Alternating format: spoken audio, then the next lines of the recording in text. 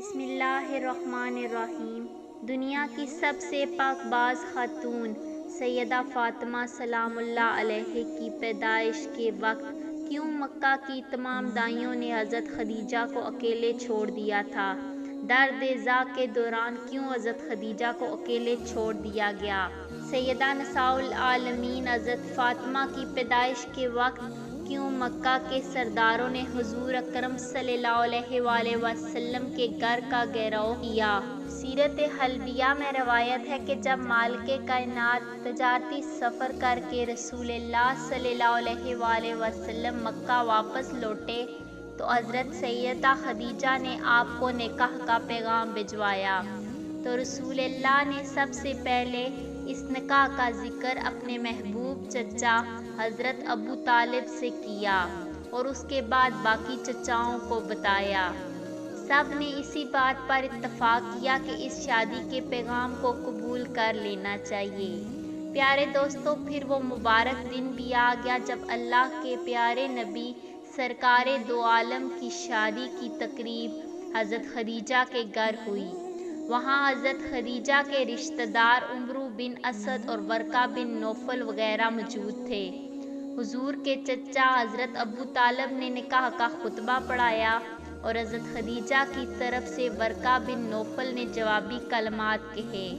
بے شک حضرت خدیجہ مکہ کی بہت بااثر خواتین میں شامل تھی، لیکن اس نکاح کے بعد جب رسول اللہ نے تبلیغ حق کا پیغام دینا شروع کیا تو مکہ کی خواتین نے حضرت خدیجہ کا بائیکاٹ کر دیا اور ساری خواتین یوں طعنے دینے لگیں، خدیجہ نے ایک تنگ دست اور یتیم جوان سے شادی کر کے اپنی شخصیت گرا دی ہے۔ اس لیے اس شادی کے بعد مکہ کے سردار اور امیر عورتوں نے حضرت خدیجہ کی طرف آنا کم کر دیا۔ شب معراج کی رات جب حضور اکرم صلی اللہ علیہ وآلہ وسلم جنت سے گزرے تو حضرت جبرائیل علیہ السلام نے آپ کو درخت طوبہ کا میوہ پیش کیا۔ جب پیغمبر زمین پر واپس آئے تو اسی میوے سے حضرت فاطمہ کی ولادت کا عمل شروع ہوا۔ اگرچہ معراج مکے کے آخری ایام میں ہوئی، لیکن مفسرین نے لکھا ہے کہ معراج بھی نبی مکرم کو کئی دفعہ ہوئی، جیسا کہ بہت سی حدیث میں ہمیں ملتا ہے کہ نبی کریم صلی اللہ علیہ وآلہ وسلم اپنی لاڈلی بیٹی فاطمہ کو بہت بوسہ دیا کرتے تھے۔ ایک دن آپ کی زوجہ نے سوال کیا کہ آپ فاطمہ کو اتنا چومتے کیوں ہیں؟ تو نبی مکرم صلی اللہ علیہ وآلہ وسلم نے فرمایا، میں جب بھی فاطمہ کو بوسہ دیتا ہوں تو مجھے اس میں سے جنت کی خوشبو محسوس ہوتی ہے۔ اس حدیث کو امام بخاری اور امام طبری کے ساتھ ساتھ دیگر تمام حدیث کتب میں بیان کیا گیا۔ عظیم مولود نے پاک بیشتی میووں پر مشتمل زیر اثر نبی آخری زماں جیسے والد اور حضرت خدیجہ جیسی پرہیزگار والدہ سے 20 جمادی الثانی کو دنیا میں قدم رکھا۔ آپ سورۃ کوثر کی تفسیر بن کر آئیں، جس سے مخالفین کے طعنے اور مذمتیں ناکام ہو گئیں۔ چنانچہ آپ کی پیدائش کا واقعہ امام طبری نے ظاہر العقبہ میں کچھ اس طرح نقل کیا ہے کہ جب رسول اللہ سے حضرت خدیجہ نے نکاح فرمایا تو مکے کی تمام عورتیں آپ کے خلاف ہو گئیں اور کسی بھی موقع پر آپ کا ساتھ نہ دیتی تھیں۔ جب حضرت فاطمہ کی پیدائش کا وقت شروع ہوا اور واضح حمل کا وقت قریب آیا تو قریش کی خواتینوں کو پیغام بھیجا کہ وہ اس تکلیف دہ عمل میں مدد کے لیے حضرت خدیجہ کے پاس تشریف لائیں۔ اب یہی وہ موقع تھا کہ مکہ کی عورتیں کہنے لگیں، تم نے ہماری بات نہیں مانی اور ایک غریب یتیم سے عقد کیا، اب اسی سے کہو کہ تمہارے لیے دائی کا بندوبست کرے، ہم تو ہرگز مدد کو نہیں آئیں گے۔ حضرت خدیجہ نے جب یہ سنا تو بہت غمگین ہوئی۔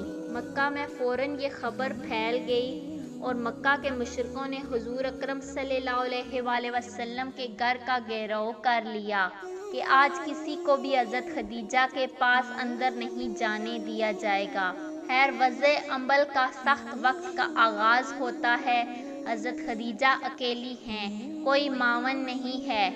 آپ کے دل کی دھڑکن تیز تر ہو گئی، لوگوں کی سرد مہری آپ کے لیے موجب تکلیف تھی۔ اچانک آپ کی روح کے افق میں ایک روشنی پیدا ہوئی، آنکھیں کھولی تو 4 خواتین کو اپنے نزدیک پایا۔ بہت پریشان ہوئی، ان میں سے ایک خاتون کہنے لگی کہ پریشان نہ ہو، ہمیں آج آپ کی مدد کے لیے بھیجا گیا ہے۔ یہ خواتین حضرت فاطمہ کی ولادت تک حضرت خدیجہ کے ساتھ رہیں۔ حضرت فاطمہ کی پیدائش کے بعد جب اس واقعے کا ذکر حضرت خدیجہ نے رسول اللہ سے کیا تو رسول اللہ نے فرمایا کہ وہ عورتیں فرعون کی بیوی آسیہ، مریم بنت عمران، سارہ، موسیٰ بنت عمران کی بیٹی کلثوم تھی۔ جب حضرت فاطمہ کی ولادت ہوئی تو اللہ تعالیٰ کے حکم سے 10 جنتی حوریں بی بی فاطمہ کے پاس آب کوثر کا پانی اور جنت سے عمدہ لباس لے کر حاضر ہوئی۔ ان حوروں نے بی بی فاطمہ کو آب کوثر کے پانی سے غسل دے کر جنت کے لباس میں لپیٹ دیا۔ اس وقت اچانک آسمان پر ایسا نور روشن ہوا، ایسا نور فرشتوں نے کبھی بھی نہیں دیکھا تھا۔ ان 4 عورتوں نے بی بی فاطمہ کو حضرت خدیجہ کی گود میں دیتے ہوئے یہ الفاظ بولے کہ یہ تمہاری بیٹی طاہرہ ہے، خدا ان کی نسل سے رسول اللہ کی نسل بڑھائے گا۔